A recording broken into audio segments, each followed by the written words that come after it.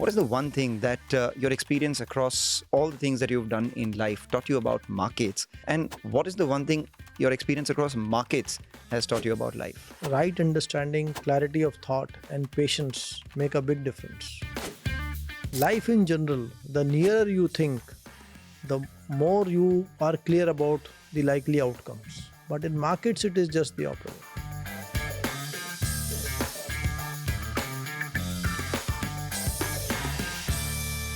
Hello and welcome to Navigate with HSBC, a podcast series where we dive deep into investing and market trends that help you make informed decisions. Today, we will explore the current market landscape, risk management strategies, and the evolving role of alternative investment funds.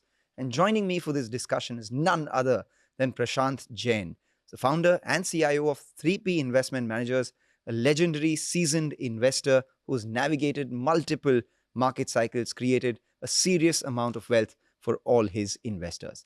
Thank you so much, Prashant, for joining in. It's an absolute honor and a pleasure speaking with you. You've been known as the person who batted for PSUs for the longest time until you were finally proven right by the market. And where do you find value in the PSU pockets in particular? It is not proper to categorize all PSUs as one. They are different businesses. The reason why they moved together was almost all PSUs are in economic sensitive sectors. There aren't any PSUs in consumer staples or in IT or in pharmaceuticals.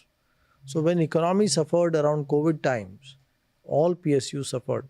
And as economy recovered, as economic sensitive recovered, PSUs did well. I think time has come at current valuations to distinguish between PSUs based on the different business models. It is right that PSUs have come off like many other parts of the market, but we must remember that that correction has happened after a 5 to 10x rise prior to the correction. So I would say PSUs today appear to be by and large fairly valued. Is there any other market trend which you believe investors aren't paying enough attention to? I personally feel that this common view that small mid caps create more wealth, I find it hard to believe that. I think the bulk of the extra returns happened because of the much lower base that the small mid caps were at.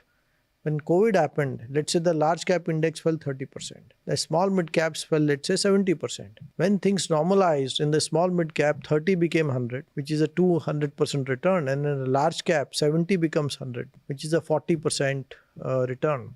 3 out of 4 investors in India today have joined the markets, have opened the demat accounts post-COVID. So they have experienced only the post-COVID high returns of small mid caps, and those are much better, but that's because of a much lower base. So I would say that extrapolating that into the future would be very erroneous in my mind. And actually that was the reason why you created far bigger excesses in the small and mid cap space compared to the large caps. From an investment standpoint, the AIF route, the alternative investment funds route, that's what you've chosen after being at a mutual fund. What are the merits of this versus the other? How do you differentiate the two? These are very similar products. The underlying portfolios represent Indian listed equities. So I wouldn't say there is much to argue for the superiority of one over the other. The way you pay taxes is slightly different in an AIF versus a mutual fund, but essentially I would feel that they are largely quite comparable, and the difference over time will come from how you manage these and how your portfolio performs. But mutual funds are suitable for the mass market because the minimum ticket size is extremely low. Right. In AIFs, the minimum ticket size is quite high. And so to that extent, they would appeal to a much smaller segment of the market. Mr. Jain, I have to ask you this, and this has nothing to do with the markets, but still everything to do with the markets. What is the one thing that your experience across all the things that you've done in life taught you about markets? And what is the one thing your experience across markets has taught you about life? I think both in life and in markets, right understanding, clarity of thought, and patience make a big difference.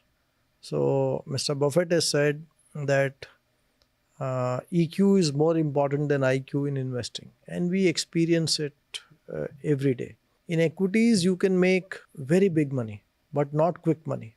Similarly, in life, you can achieve big success, but more often than not, it will take a long time to do it. There is one difference, however, in my opinion. Life in general, the nearer you think, the more you are clear about the likely outcomes. Let's say if you ask me, what are you likely to be doing tomorrow or next year? I'll give you a fairly specific answer. If you ask me, what about 10 years from now? I'll say probably I don't know. But in markets, it is just the opposite. Wonderful. If you ask me, what will the markets do tomorrow or next month? I'll say, I don't know. They could be up 5-10%, they could be down, which is saying nothing. But if you ask me, where should the markets be 10 years from now? I think the answer to that is fairly easy and fairly range bound. If India's GDP grows 10-12% a year, markets, you know where they should be, between 3 to 4x 10 years down the line. So this, I think, is one important difference between life and markets. Wonderful. That's why they call you the legend, right? That was a truly insightful conversation. Thank you so much for your time, Prashant. We hope our listeners gained valuable perspectives on the market, investment opportunities, understood the difference between mutual funds and alternative investment funds as well. We'll be back with another episode of Navigate with HSBC. Thank you so much for watching.